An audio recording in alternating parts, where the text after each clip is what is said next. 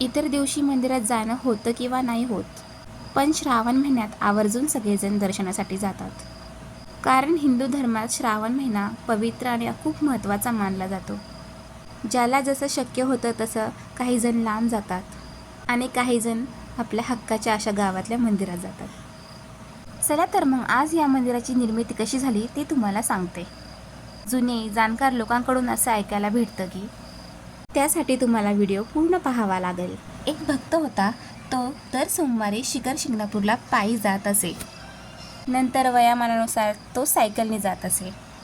एके दिवशी तो खूप आजारी पडला आणि देवाला पण प्रश्न पडला, दर सोमवारी येणारा भक्त आज कसं बरं नाही आला तो.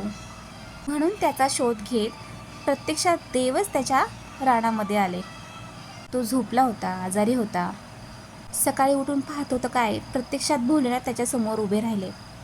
आणि मग तेव्हापासून त्यांनी ठरवलं की इथेच पूजा करायची. अशा प्रकारे या मंदिराची निर्मिती झाली. त्याला होईल तसं त्याच्या परिस्थितीनुसार त्याने ते मंदिर उभं केलं. नंतर गावकऱ्यांना, तिकडच्या आसपासच्या लोकांना याच्याविषयी कळालं. तेव्हापासून हे मंदिर खूप डेव्हलप झालं आहे. बघा ना किती छान असा आजूबाजूचा परिसर केला आहे. फुलांची झाडे, स्वच्छता, खूप मन प्रसन्न होतं हे पाहून. आणि आमच्यासाठी सगळ्यांसाठी जागृत असं हे देवस्थान बनलं आहे. तुमच्याकडे पण अशाच मंदिराची काही कथा असेल तर कमेंटमध्ये मला सांगा.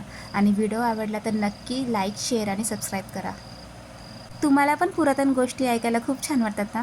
मला पण तिथे गेल्यावर असं प्रत्यक्षात वाटलं की खरंच इथे शंकर महादेव येऊन गेले असतील.